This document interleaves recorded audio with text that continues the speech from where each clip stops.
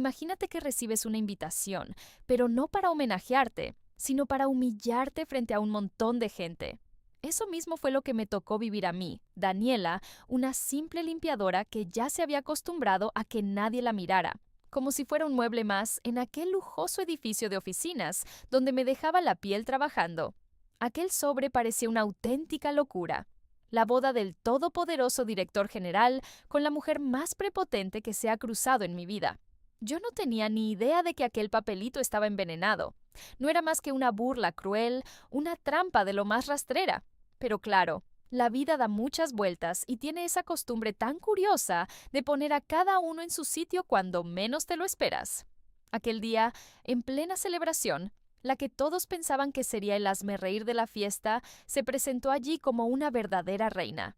Nadie pudo prever lo que vendría después.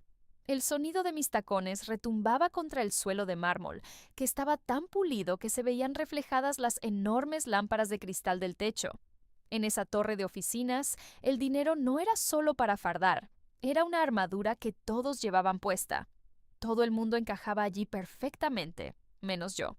Me pasaba los días con mis guantes gastados, empujando el carro de la limpieza con la cabeza agachada, aunque siempre con la espalda bien derecha. A mis 42 años, mis manos son el mapa de mi lucha por sobrevivir. Me conozco cada esquina de este edificio, cada mancha y cada roce. Y curiosamente, también me sé todos los secretos que se susurran por esos pasillos. Es lo que tiene ser invisible. Acabas enterándote de todo porque nadie se corta delante de ti. Pero había alguien que se desvivía por recordarme siempre cuál era mi lugar. Beatriz Montesinos, la prometida del jefe.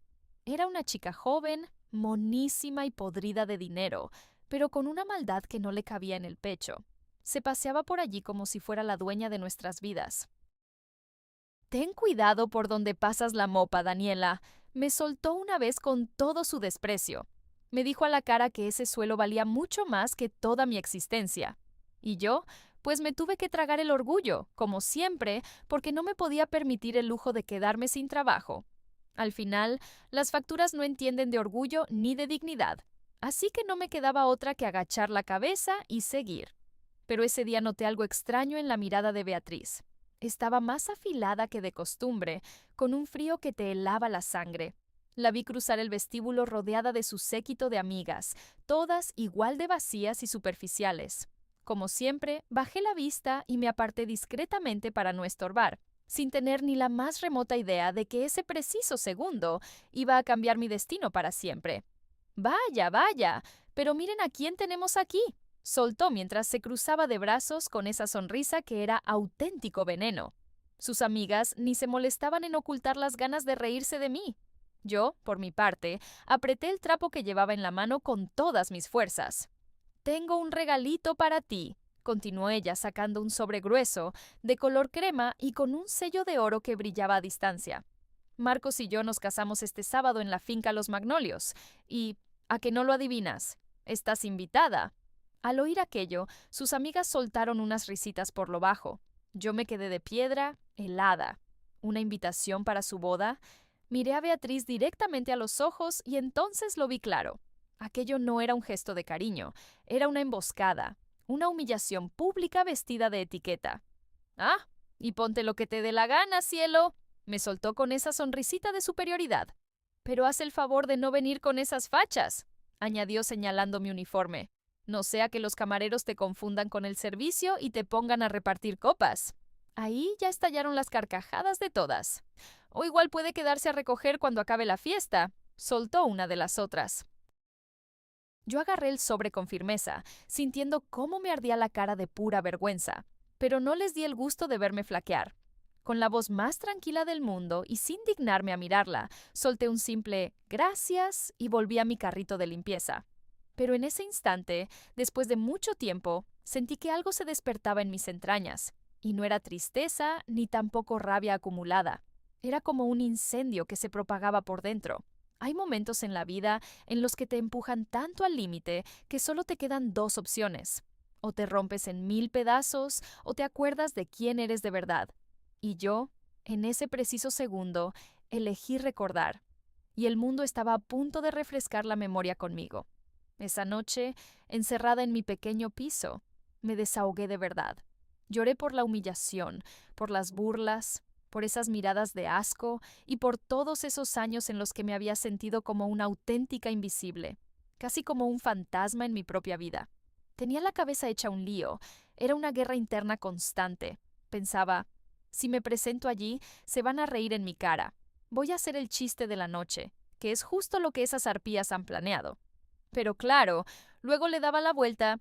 Si me quedaba en casa, era como darles la razón y aceptar que no estaba a su nivel. En ese momento, mis ojos se clavaron en una foto que tenía colgada en la pared. Era mi madre, con un vestido de lo más sencillo, pero con una sonrisa llena de orgullo y luz. Esa mujer fue quien me grabó a fuego que la dignidad no es algo que te regalan o te quitan los demás. La dignidad es lo que mantienes vivo dentro de ti cuando nadie más da un duro por ti. De repente, un recuerdo empezó a empujar desde lo más hondo de mi memoria. Era una parte de mi pasado que había guardado bajo 7 llaves, porque la verdad es que yo no siempre había sido una mujer de la limpieza. Abrí una caja de madera vieja que tenía escondida. Dentro había fotos desgastadas, pero que parecían de otra vida. Se veía a una Daniela totalmente distinta, radiante, posando con ropa de marca en galas benéficas y saliendo en fotos junto a los peces gordos de la ciudad.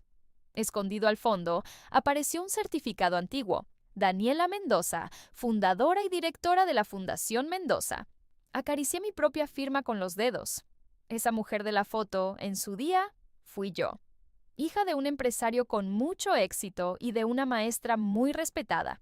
Ellos eran los pilares de nuestra comunidad. Me saqué mi carrera, monté la fundación y ayudé a cientos de chavales. Mi nombre se respetaba en todas partes, hasta que, de la noche a la mañana, todo se fue al traste. Fue una traición de mi propia familia. Robaron fondos y, aunque yo no tuve nada que ver, lo hicieron usando mi nombre.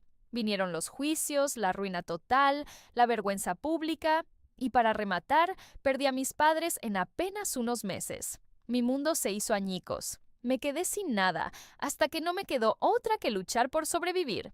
Y sobrevivir, a veces, significa aprender a pasar desapercibida y volverse invisible para el resto del mundo. Pero al ver aquellas imágenes, algo dentro de mí se despertó de golpe. Se creen que solo soy la que limpia sus suelos, pensé. No tienen ni la más remota idea de quién soy yo en realidad. Al fondo del todo, encontré una carta doblada.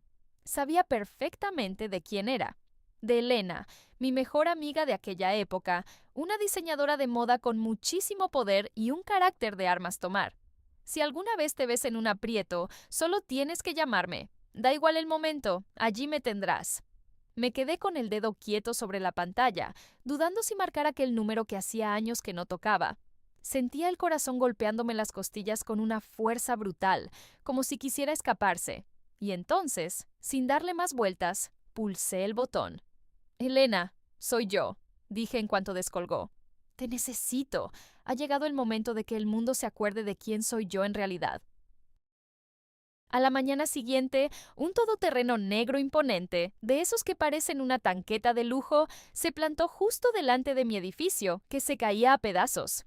Elena se bajó del coche hecha un pincel, espectacular, con unas gafas de sol de diseño y unos taconazos que sonaban con una autoridad que te hacía cuadrarte.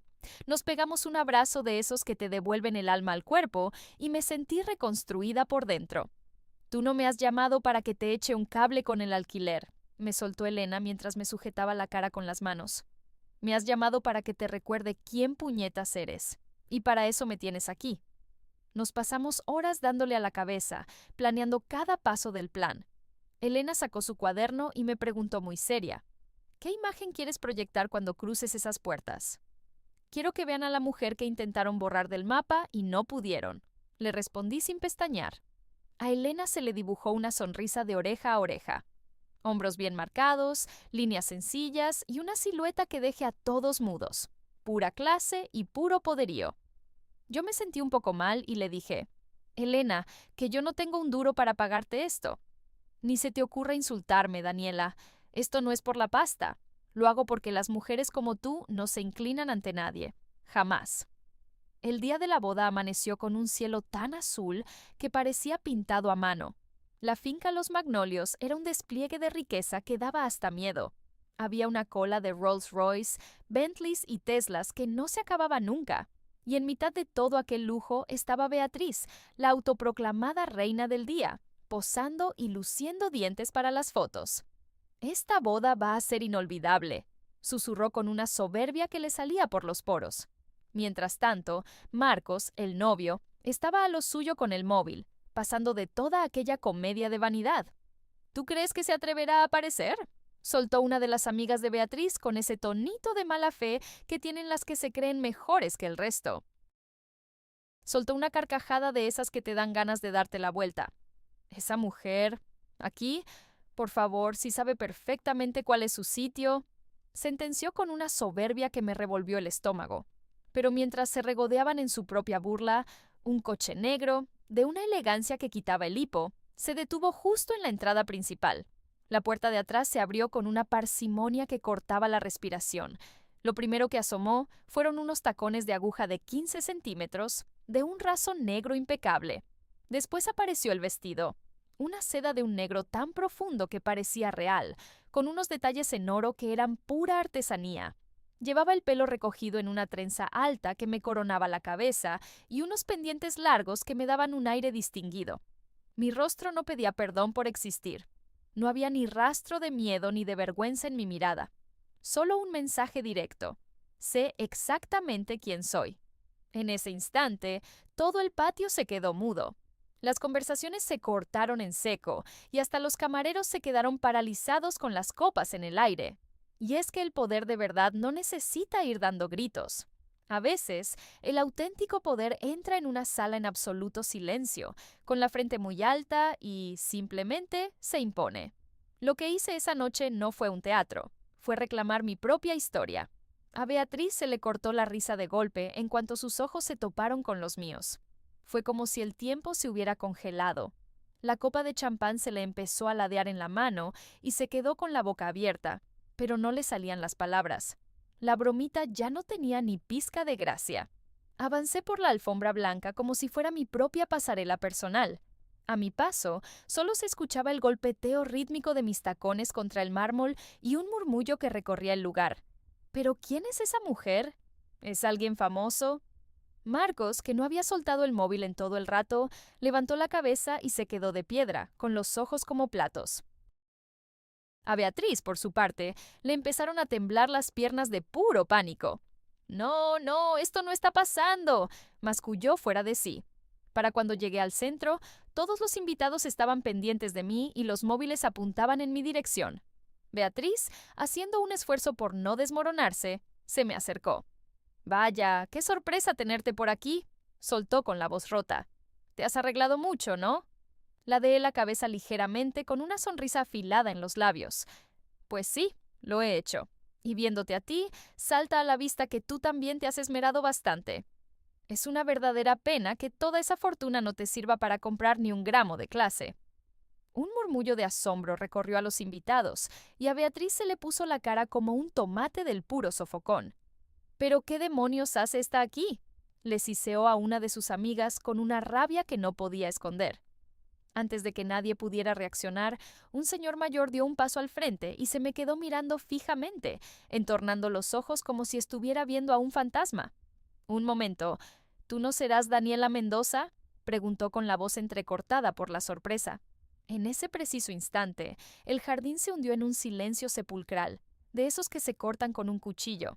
Me di la vuelta con una parsimonia absoluta.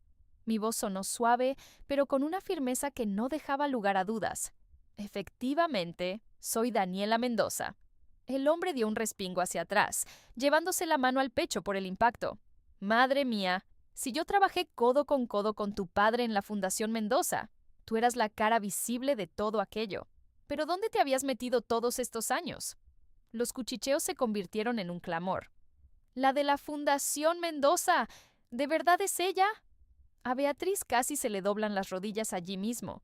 Se acababa de dar cuenta de que había intentado pisotear a alguien cuyo apellido pesaba mucho más que el de todos los presentes juntos. La gente empezó a atar cabos y los que antes se codeaban burlándose de mí, ahora buscaban dónde esconderse de la vergüenza. El caballero se acercó de nuevo y me tomó la mano con mucho cariño. Tu padre era una auténtica leyenda en esta ciudad. ¿Y tu madre? ¡Qué gran señora, por Dios! No tenía ni la más remota idea de por lo que habías pasado. Le devolví el gesto con un apretón afectuoso. La vida me ha llevado por caminos que jamás me hubiera imaginado, le respondí con calma.